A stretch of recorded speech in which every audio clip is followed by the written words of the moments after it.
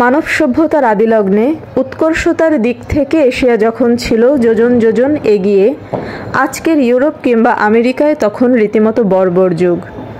অথচ একটা সময় বিশ্বে ইউরোপ আর আমেরিকায় হয়ে উঠল প্রবল পরাক্রমশালী।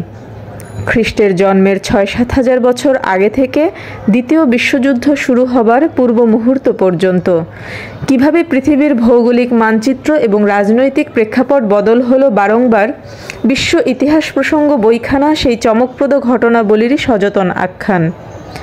ভারতের বিভিন্ন জেলে বিভিন্ন সময়ে বন্দী থাকা অবস্থায় পণ্ডিত জওহরলাল নেহেরু চিঠি লিখতেন তার মেয়ে ইন্দিরাকে, শোনাতেন প্রাচীন পৃথিবীর গল্প, আধুনিক সভ্যতার উত্থান এবং বিকাশের কথা। তিনি ইতিহাস বলতে চাননি, ইতিহাসের প্রাথমিক ধারণাটুকুই দিতে চেয়েছিলেন। কিন্তু সেই প্রাথমিক কথাগুলোই তিনি যতটা বিস্তৃত এবং আকর্ষণীয় ভঙ্গিতে তুলে ধরেছেন, তা পড়তে পড়তে পৃথিবীর ইতিহাসের সামগ্রিক একটা চলচ্চিত্র চোখের সামনে ভেসে উঠতে বাধ্য।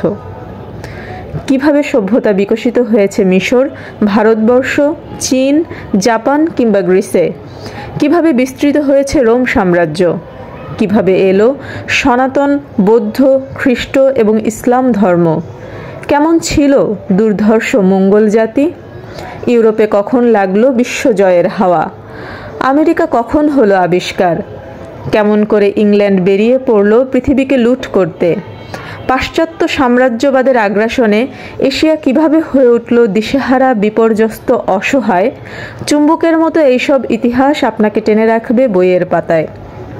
ফরাসি বিপ্লব, শিল্প বিপ্লব, রুশ বিপ্লব, প্রথম বিশ্বযুদ্ধের কারণ এবং তার ফলাফল, যুদ্ধোত্তর পৃথিবীর অর্থনৈতিক ও মানবিক সংকট, জাতীয়তাবাদের প্রসার, ভঙ্গুর রাষ্ট্রগুলোর ঘুরে দাঁড়াবার সংগ্রাম আর সাম্রাজ্যবাদী শক্তিগুলোর ক্ষমতা টিকিয়ে রাখার ষড়যন্ত্র, জার্মানি আর ইতালিতে ফনা তুলে ওঠা ফ্যাসিজম, যেন টান টান উত্তেজনায় ভরা এসব অধ্যায়।